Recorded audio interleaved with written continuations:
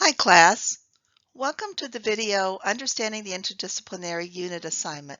This video will only cover part one. There are 4 parts, so each part is fairly short, and so this is going to be a short video, but it will help you understand this major assignment in the course. Everything that we're going to be discussing here and in the future videos it's in the assignments folder on the course materials page. If you click on the assignments folder, you will see as the second link the interdisciplinary unit that contains the important instructions and rubric and submission link for the assignment. So here we're in the assignment folder, in the interdisciplinary unit folder, and you can see the 3 things that I've listed, I said before, are here. So we're going to be going through the instructions and template. The last video will cover the rubric for the project. So first of all, let's say that this is worth 20% of your grade, so it is a major assignment. And the whole assignment, which you'll be walked through step by step, so don't go running ahead and do other parts. You'll be walked through that, but the whole assignment is due November 30th, all 4 parts. This week we're going to focus on part 1, which is planning your unit. And so what I'd like you to do before I take you through the steps involved is to understand that your work should be submitted directly on this template. If it's not, I may send it back to you and say copy and paste your work on the template, because sometimes when students don't put their work on the template, I can't tell what goes with which section. So the first thing you're going to do is identify a grade level for your unit, and it needs to be in grades 5 through 7, because we're talking about a fairly early to middle school unit. Think about a theme or topic that you could teach. Now, this is important to consider. This is an interdisciplinary unit, and so it's going to contain 2 or more core subjects. And by core subjects, we mean the subjects of science, math, ELA, and social studies. So 2 or more of those. And so your theme or topic has to necessarily be something with some complexity. So for example, a unit where you just ask students to memorize the dates of the Civil War would not be a good unit for that, because it's a simple unit. But a complex topic might be to ask students to study interstellar space travel and combine science and math with that.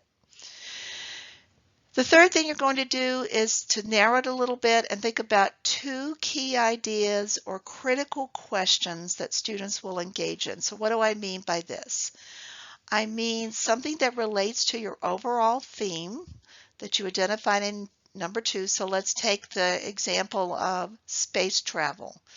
And maybe a key question might be,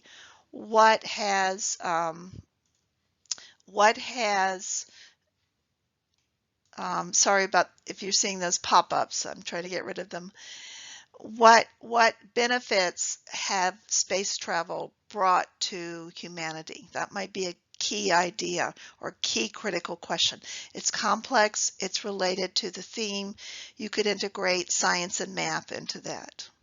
So identify 2 key ideas or critical questions.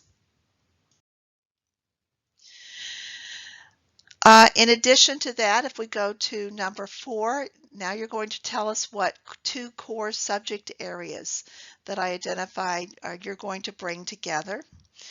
And finally, if you look on, or next to last, if you look on the course materials page on the course site, you'll see a folder called Standards.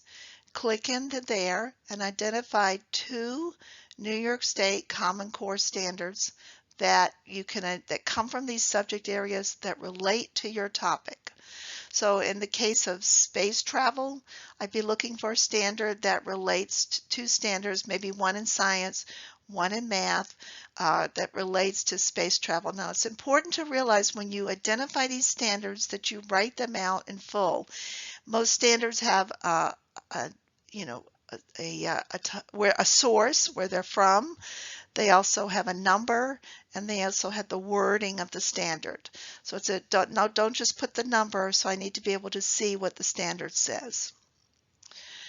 Finally, write a paragraph or two describing the unit. Be sure to include what students will learn, how they will learn it, and how long the unit will take. You don't have to identify yet all the lessons in your unit, but for example, for the space unit that I'm describing, students will learn the history of space travel.